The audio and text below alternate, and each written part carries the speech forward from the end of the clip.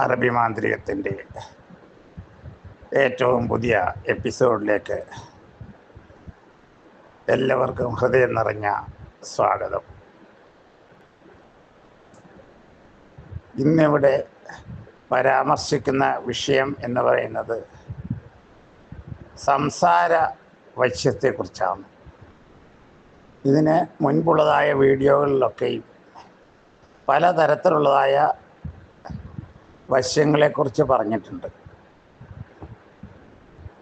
ദൃഷ്ടിവശ്യം, സ്പർശനവശ്യം, ഇങ്ങനെ തുടങ്ങിയിട്ടുള്ള പല തരത്തിലുള്ളതായ ആകർഷണ വശ്യങ്ങളെക്കുറിച്ചൊക്കെ പറഞ്ഞിട്ടുണ്ട്. ഇതിൽ നിന്നൊക്കെ വ്യത്യസ്തമായിട്ട് നമ്മുടെ സംസാരത്തിലൂടെ ഒരു വ്യക്തിയെ ആകർഷിച്ചെടുക്കുന്നതാണ് ഈ സംസാര വശ്യം എന്ന് പറയുന്നത്.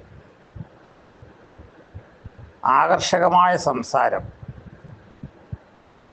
ഇന്ന് നമ്മൾ കാണുന്നതായ ഒട്ടുമിക്ക പ്രണയബന്ധങ്ങളും സംസാര വശ്യത്തിലൂടെയാണ് തുടക്കമിട്ട് വരുന്നത്.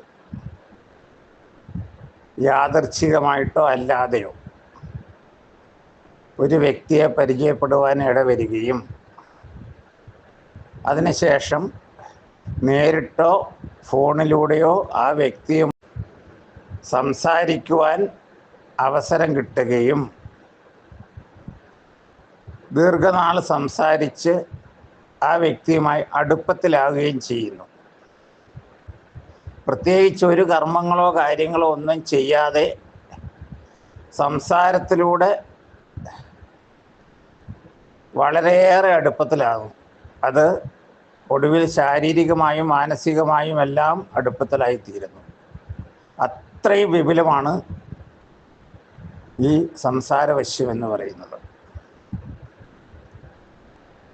സംസാരം ഇഷ്ടപ്പെടുകയും ആ സംസാരത്തിലൂടെ സ്നേഹം പുറപ്പെടുകയും അത് അവസാനം പ്രണയത്തിൽ എത്തിച്ചേരുകയും ചെയ്യുന്നതാണ് ഇതിൻ്റെ സത്യാവസ്ഥ. ഇതെല്ലാം ഇവിടെ സാർവത്രികമായിട്ട് നടന്നു വരുന്ന ഒരു കാര്യമാണ്. ഇങ്ങനെ സംസാരവശ്യത്തിന് വേണ്ടിയിട്ട് ആരെങ്കിലുമൊക്കെ സംസാരിച്ച് തുടങ്ങിയിട്ടുണ്ടെങ്കിൽ അതൊരു ബന്ധമായിട്ട് മാറാനാണ് കർമ്മങ്ങളുടെ പ്രത്യേകത. സംസാരിച്ച് വെറുതെ സംസാരിക്കുന്നവരുണ്ട്, സംസാരിച്ച് അടുപ്പമാക്കുന്നവരുണ്ട്, സംസാരത്തിലൂടെ ഓരോ ലക്ഷ്യം കാണുന്നവരുണ്ട്. പല രീതിയിലാണ് അതിൻ്റെ വശ്യങ്ങൾ വരുന്നത്. അപ്പം ഇതിലൊക്കെ കർമ്മങ്ങളും ഉണ്ട്.